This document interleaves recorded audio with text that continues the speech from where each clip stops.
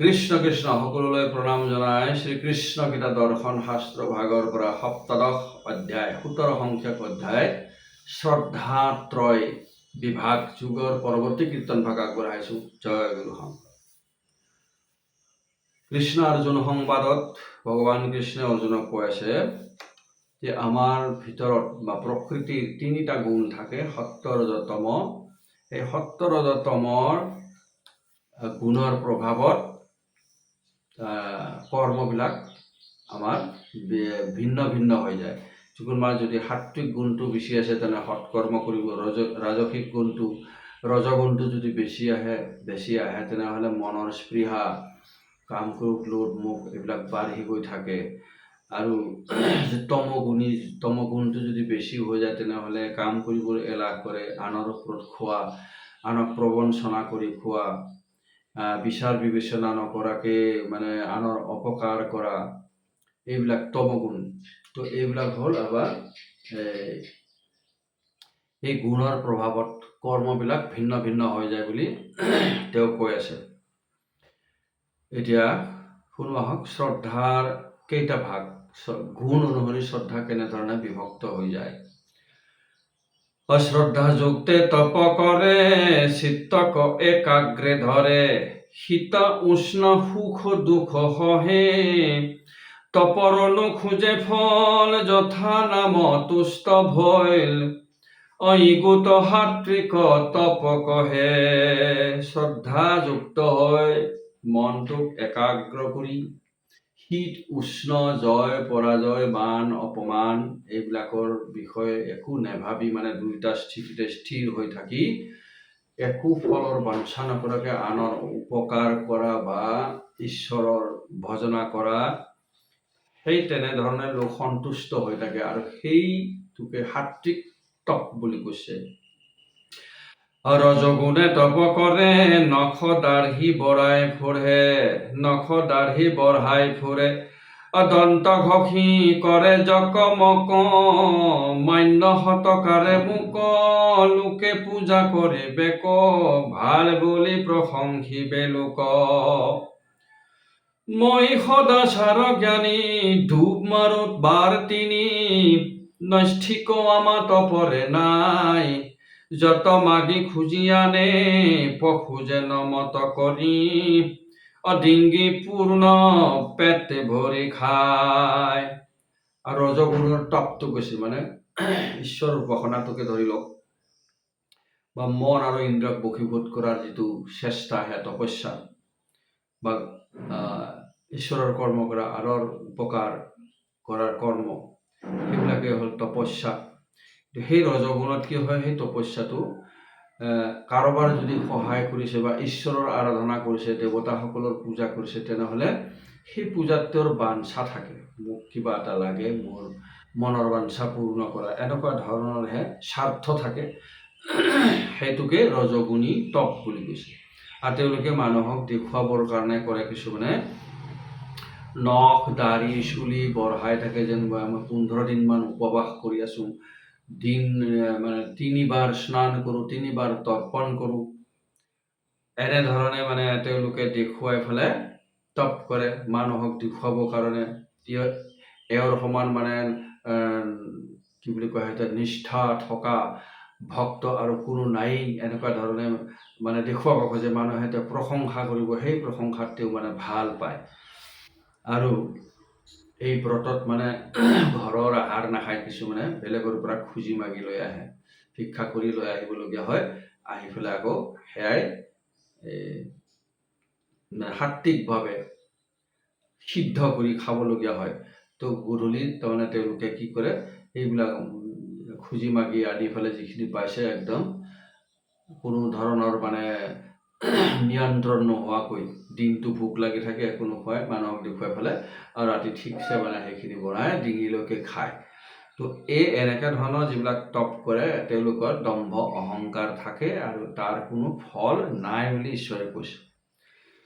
ৰাম দম্ভ অহংকাৰ ভৰে, জীৱা তপস্যাক কৰে, তাৰ ফল নাথাকে সদায়, কৰ্মহাগে ফল নাই, মিশাই মৰে দুঃখ পায়, যেন ইন্দ্ৰজালে কিছু নাই। হে দম্ভ অহংকাৰ কৰি পেলাই তপস্যা কৰে মানুহক দেখুৱাবৰ কাৰণে, আৰু কিবা এটা ফল লাগে এনেকুৱা ধৰণৰ বাঞ্ছাও কৰে। তো সেইটো কোনো ধৰণৰ তেনেকুৱা ধৰণৰ তপস্যাত, তেনেকুৱা ধৰণৰ উপাসনা বা কৰ্মত কোনো ধৰণৰ ফল নেপায়। অতম গুণে মূঢ়মতি, প্ৰাণীৰ অহিংসাতৰতি, কৰ্ম কৰি ক্লায় কেশে মৰে, অভিচাৰ মন্ত্ৰ কৰো, যত শত্ৰুগণ মাৰো, এহি বুলি তপক আচৰে। তমোগুণীবিলাক একেবাৰে আসৰিক গুণৰ অধিকাৰী হয়। তেওঁলোকে প্ৰাণী হিংসা কৰি থাকে, প্ৰাণীবিলাকক মাৰে, চিকাৰ কৰে, আৰু মানুহকো মাৰিবলৈ কুণ্ঠাবোধ নকৰে। যদি স্বাৰ্থত আঘাত পৰে কাৰোবাৰ জৰিয়তে, সেইজনকে বধ কৰি দিয়ে। এনেকুৱা ধৰণৰ অভিচাৰ মন্ত্ৰ, মানে অগ্নি যজ্ঞ পাতি অগ্নিত অভিচাৰ মন্ত্ৰৰে দ্ৰব্য আহুতি দি আনৰ অপকাৰৰ বাবে পূজা কৰে। সেইবিলাক হ'ল তমোগুণী পূজা। যেনেকে মই অমৰ হ'ম, অমৰ হৈ গোটেই ত্ৰিজগতখনকেই মোৰ অধীন কৰিম, দেৱতাসকলক ঋষিসকলক বধ কৰিম, যিয়ে বিষ্ণুৰ পূজা কৰি তাকেই বধ কৰিম, মই অমৰ হৈ থাকিম। এনেকুৱা ধৰণৰ এটা বৰ খুজি ফেলে ব্ৰহ্মাক ঘোৰ তপস্যা কৰিছিলে হিৰণ্যকশিপুৱে। তেওঁ ভাবিছিল মই অমৰ হৈ যাম, কিন্তু তেওঁ কেতিয়াও অমৰ হ'ব নোৱাৰিলে। শেষত নৰসিংহৰ ৰূপত ঈশ্বৰে তেওঁক বধ কৰিলে, আৰু ব্ৰহ্মাই যিটো বৰ দিছিলে অমৰত্ব পাবৰ কাৰণে তথাস্তু বুলি কৈছিল, কিন্তু তাত ছিদ্ৰ থাকি গ'ল। গতিকে ব্ৰহ্মাও ঈশ্বৰৰে অংগ হয়, তেওঁৰো এদিন নিধন আছে, তেওঁ এদিন বিনাশ হয়। গতিকে ঈশ্বৰৰ বাহিৰে সকলো বিনাশশীল। গতিকে ঈশ্বৰেই যদি কাৰোবাক অমৰত্ব দিব পাৰে, ঈশ্বৰেই পাৰে, কোনোৱে আৰু নোৱাৰে। ৰাম তিনি গুণ তপস্যাৰ, প্ৰপঞ্চ কহিলো তাৰ, যি গুণৰ তপ যে নথান, তপ যজ্ঞ যেন মত, দুইৰো কহিলো তত্ত্ব, এবে শুনা যেন মত দান। এতিয়া দান কেনেধৰণে হয়? দানো সেই তিনিটা গুণত বিভিন্ন ধৰণৰ হৈ যায়। সত্তৰজৰ তিনিটা গুণৰ প্ৰভাৱত দানৰো প্ৰকৃতি বেলেগ বেলেগ হৈ যায়, স্বৰূপ বেলেগ বেলেগ হৈ যায়। ৰাম কাল দেশ মাত্ৰ জানি, দান দেয় যিটো দানী, উপকাৰ যিটো নকৰ, যাহাত নাহিকে ভয়, মিত্ৰ সম্বন্ধীয় নয়, সেহি দানে সাত্বিক কহয়। দানৰো তিনিটা ভাগ আছে, সত্য ৰজ তম, তিনিটা গুণৰ প্ৰভাৱত বিভিন্ন হৈ যায়। এটা সাত্বিক দানৰ কথা কৈছে। সাত্বিক দানটো হ'ল স্থান কাল পাত্ৰ চাই পেলাই, কোনটো জেগাত আছে, কেনেকুৱা পৰিৱেশৰ জেগাত আছে, সেই সময়টো কেনেকুৱা ধৰণৰ, তাৰপিছত পাত্ৰজন কেনেকুৱা, সুপাত্ৰজনে কুপাত্ৰ, মানে যিজনে আচলতে উপকাৰটো পাব লাগে। বা আজিকালিৰ দিনত যদি আমি চাওঁ, বিভিন্ন ধৰণৰ আমাৰ কম্পিটিশ্যন হয়, ডান্সৰে হওক, স্পৰ্টছৰে হওক, তাত যিজন আচল যোগ্য, সেইজনক প্ৰাইজটো নিদি, প্ৰথম প্ৰাইজটো নিদি অন্যজনকহে দি দিয়ে। সেইটো সাত্বিক দান নহয় বুলি কৈছে। আৰু সেই যিসকলে কোনো মিত্ৰ সম্বন্ধী চিন্তা নকৰি, ভাৱনা নাৰাখি সুপাত্ৰক দান কৰে, যেনেকে বানপীড়িত লোকসকল, ভূমিকম্পত পীড়িত লোকসকল, এইবিলাকৰ প্ৰতি নিশ্চয় আমি দান কৰিব লাগে। সেইটা হ'ল সুপাত্ৰক দিয়া। আৰু স্থানটো কি, কালটো কি, সেই কালটো ভয়ংকৰ কাল, সময়, ভূমিকম্প আহিছে, আগ্নেয়গিৰি আহিছে, বানপানী আহিছে। তাৰপিছত স্থানটো ক'ত, কোন জেগাত, নে আমাৰ ওচৰত, নে নদীৰ পাৰত, নে অন্য দেশত, তেনেকুৱা ধৰণৰ। তো সেইবিলাক জানি যিসকলে নিস্বাৰ্থভাৱে সুপাত্ৰক দান কৰে, সেয়া হ'ল সাত্বিক দান।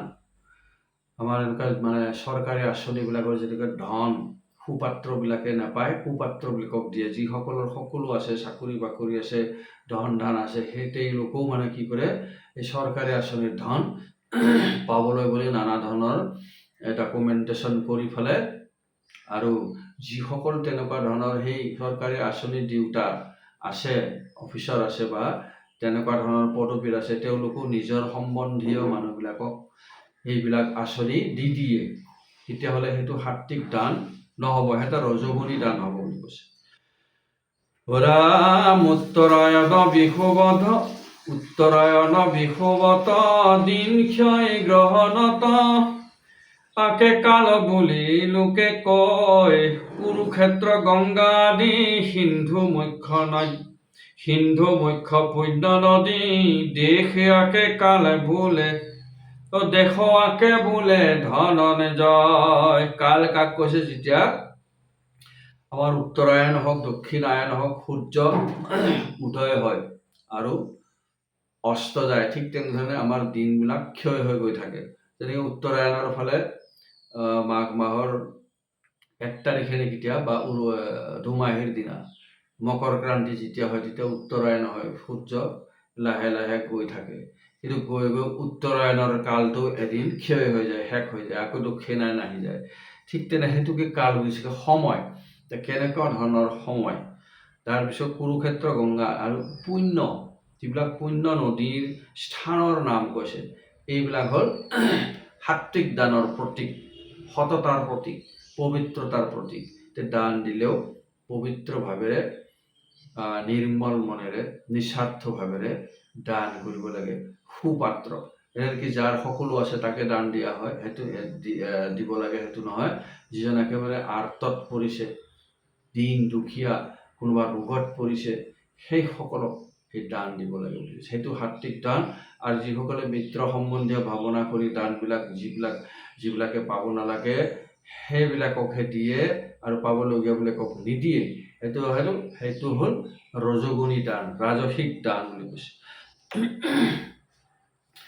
ৰাম সাত্বিক দানৰ পাত্ৰ, যিজন হুঁয় কহো তাক শুনিয়ক কুৰুপতি, যাক দিলে নাহি ক্ষয়, জ্ঞানী যে বেদজ্ঞ হয়, ঈশ্বৰত যাৰ দৃঢ়মতি। আৰু এটা কথা কৈছে, যিসকল জ্ঞান লাভ কৰিবলৈ ইচ্ছুক হয় সেই সকলকহে জ্ঞান দিব লাগে। কৈছে শাস্ত্ৰ যাৰে তাৰে আগত ক'ব নালাগে শাস্ত্ৰৰ কথা। যিসকল শুনিবলৈ অনুৰাগী হয়, ইচ্ছা কৰে, তেওঁলোককহে শাস্ত্ৰৰ কথা ক'ব লাগে বা তেওঁলোকৰ সৈতেহে আলোচনা কৰিব লাগে বা কীৰ্তন কৰিব লাগে, যদি তেওঁলোক অনুৰাগী হয়। যদি অনুৰাগী নহয়, তেওঁলোকৰ আগত মানে মহৰ আগত বীণ বজোৱা বুলি কৈছে, ভেচকে আগে বীণ বজানা। মহৰ কাণৰ ওচৰত গৈ যদি বাঁহীও বজাই, সি একো গম নাপায় কি বজাইছে, ঠিক তেনেধৰণৰ কথা বুলি কৈছে। যিসকল ইচ্ছুক হয় সেইসকলৰ সন্মুখতহে, তেওঁলোকৰ লগতহে এই শাস্ত্ৰৰ কথা আলোচনা কৰিব লাগে বা ভাল বিষয়ক লৈ আলোচনা কৰিব লাগে। আৰু যিসকল ইচ্ছুক নহয় তেওঁলোকৰ ওচৰত সেয়া আলোচনা নকৰাটো শ্ৰেয়। ৰাম ৰাম ৰজগুণে শুনা ধৰ্ম, দান দিয়া খোজে স্বৰ্গ, কত দান দেয় ভয় পায়, যেন মত দেই কহো মই দিলে দিব এহু, কত দেই শ্বশুৰ জামাই। ৰজগুণৰ যিটো দান দিয়া ধৰ্ম কি হয়, অকণমান দান দি পেলাই বহুতখিনি খোজে। 1 টকা দেচোন, মোক 2 টকা দিবি, পিছত 2 টকা পাম, 10 টকা দিম, মই 10,000 পাম, এনেকুৱা ধৰণৰ এটা স্বাৰ্থজড়িত ভাৱনাৰে দান কৰে বা ঈশ্বৰৰ পূজন কৰে, সেইটোকে ৰজগুণী দান বুলি কৈছে। আৰু কিছুমানে ভয়তে দান কৰে। তই যদি সেই 10 টকা এটা তাত ছড়াই নিদিয়, তেনেহ'লে তোৰ অমুক হ'ব তমুক হ'ব, সেই ভয়তে দান কৰে। কিন্তু তাত শ্ৰদ্ধা বা যুক্তিযুক্ততা কোনো নাই বা বিশ্লেষণ কৰিব নোৱাৰে। কিয় নাপায়, বস্তুটো যে নাপায় বুলি কৈছে, কিয় নাপায়, কি কাৰণে নাপায়, এইটো ৰজগুণী দান বুলি কৈছে।